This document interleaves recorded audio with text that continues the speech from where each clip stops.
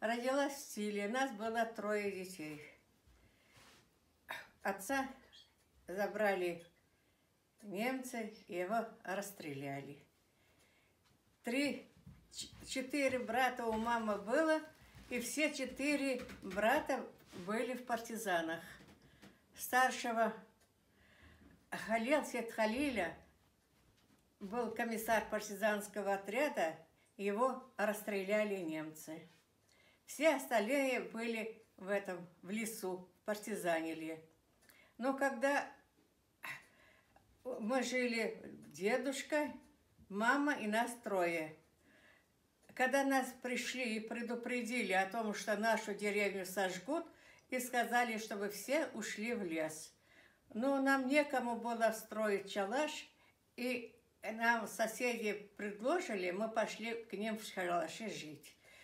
Пришли в шалаше жить, и вон там мы и 2 дня были, нас там немцы забрали, и мы пешком до Бахчисарая добирались своим ходом.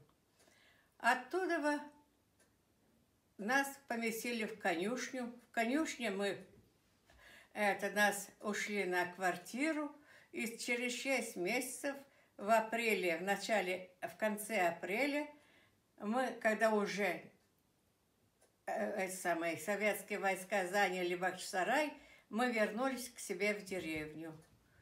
Ну, там пришли, а там вся деревня, все дома сгорели. У нас единственный остался сарай, половина сожгли, а половина осталась. Только была верхушка, а остальные края были все открытые. Ну, мы там разместились, и сколько дней мы пожили, не знаю, и ночью вдруг... И двери не было, чтобы постучали. Зашли и говорят: вставайте. Я очень хорошо помню. Вставайте. 15 минут вас, всех крымских татар, высылаем из Крыма. Ну, у нас ни лампы, ни этого коптилки, ничего нету. Мы встали в темноте, начали рыться, а нам нечего и собирать, потому что мы же оттуда в Бахчисарае пешком вернулись.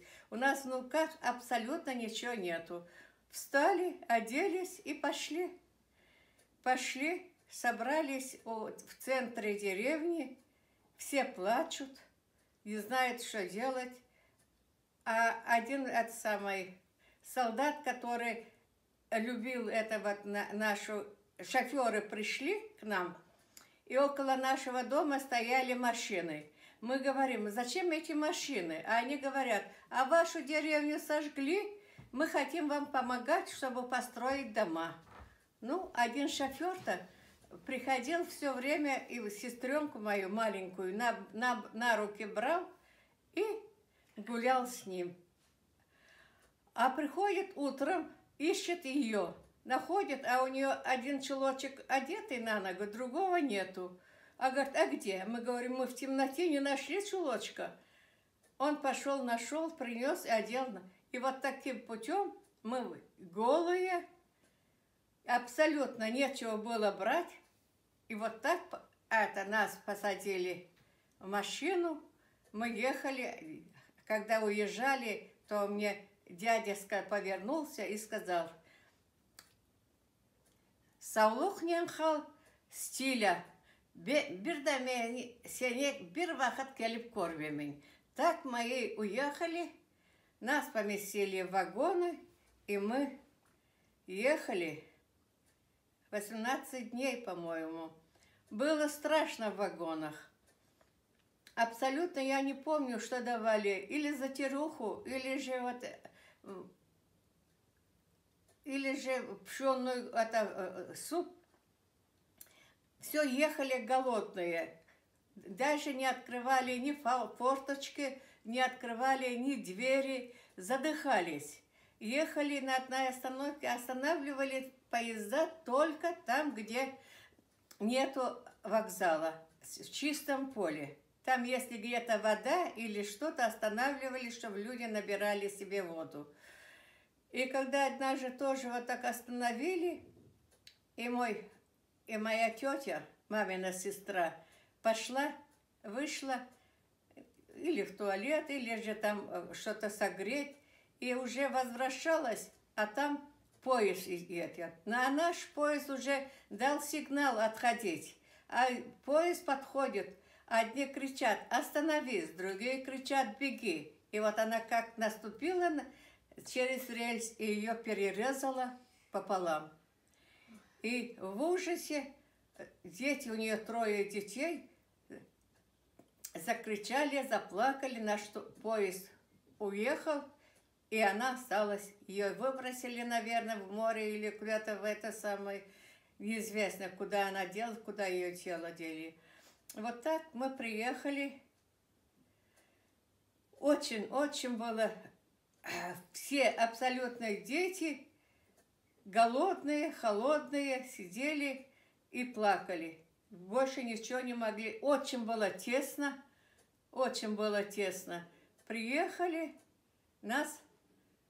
остановился наш вагон, и нас выпустили. Станция Куропаткина, это Самаркандская область, станция Куропаткина. У нас мы там все скопились в одно место, многих отвезли по отделениям, по этим, а мы в центре остались. А эти узбеки со всех сторон смотрят, а к нам прийти боятся, потому что, говорят, одноногие, одноглазые люди приехали. Потом один узбек подходит потихоньку, приходит, что мы нормальные люди, тогда к нам начали подходить. Нас развозили в такую комнату, где были нары. На каждом наре одна семья помещалась. И вот там сколько мы, не помню, жили, а потом нам сказали, вот там бараки есть, в одной в комнату 2-3 семьи размещали. И мы там немножко пожили, пришел инженер главный и говорит, нечего вам здесь жить. Идите вон в поле, и вы стройте себе хибару и живите там. И вот люди начали делать из кирпичей. Длина дома только 1 столб, телеграфный старый, а ширина 2 шпалы. Вот так построили домики, и мы жили там в этом. Хорошо, что у нас там был зерносовхоз, не было ни воды, ни озера, ни речки, а вода шла только в кранах. Вот это нас спасла. Хотя вся наша деревня приехала раздетая, раздутая, потому что мы все вышли из горячей деревни. Вот это нас спасла, что нам давали в столовой, конечно, бурду. На каждого давали затируху. Вот. И нас не так много умерло от этого, от голода и от дизентерии, потому что у нас там воды не было, и не было малярии. Малярией люди болели, но не было ни тифа, ни таких болезней. И вот так мы и прожили там. Все родители до конца там жили, а потом я вышла замуж, попала в Андижан. В 1968 году у меня 2 детей. Старшему 4,5 года, а младшей девочке 2 года. И мы решили с мужем вернуться в Крым. И мы вернулись. Это вообще было. Приехали, вещи отправили в эту Каховку, потому что некуда было отправить контейнер. А сами приехали в Крым. Негде было останавливаться. Спали на вокзале, на железнодорожном, в аэропорту. А днем все находились в парке. Я каждый день приходила, с мужем приходили, муж ходил, искал дом, квартиру, а я с 2 детьми приходила в Дом советов. Уж настолько я ему уже этим Зубенко надоела, что он мне в один прекрасный день говорит: иди, ищи квартиру, этот дом. Я говорю: я ищу, а вы нас не разрешаете. Он говорит: а куда можно это, где искать можно? Ну, идите, вот эти Белогорский, Советский, Ленинские районы, там ищите. Ну, мы искали, в Белогорске нашли один дом в Новожиловке. И вот так, каждый день приходили мы на это, в парк, где дочка укладывала около туалета. Каждый день шел дождь. Уложу, укрою его плащом, как дождь идет, а сами спрячемся в туалете. И вот так мы жили. 7 июня мы приехали в Крым, а где-то в октябре уже, наконец-то, мы уже не выдержали, хотели поехать уже или на Новоалексеевку, или Мелитополь.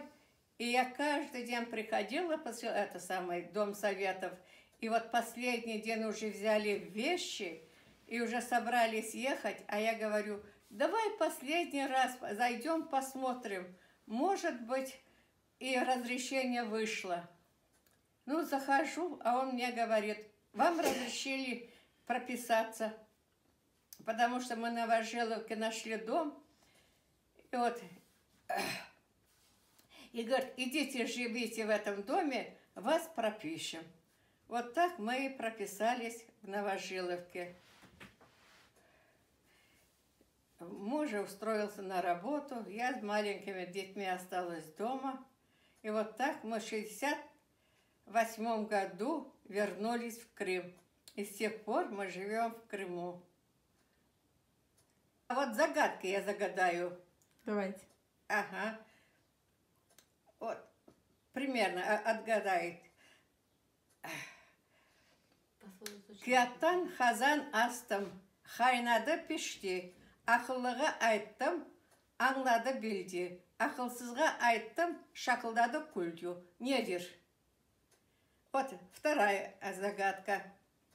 Ашар тоймас, ятыр турмас, кетер келмес. Недер?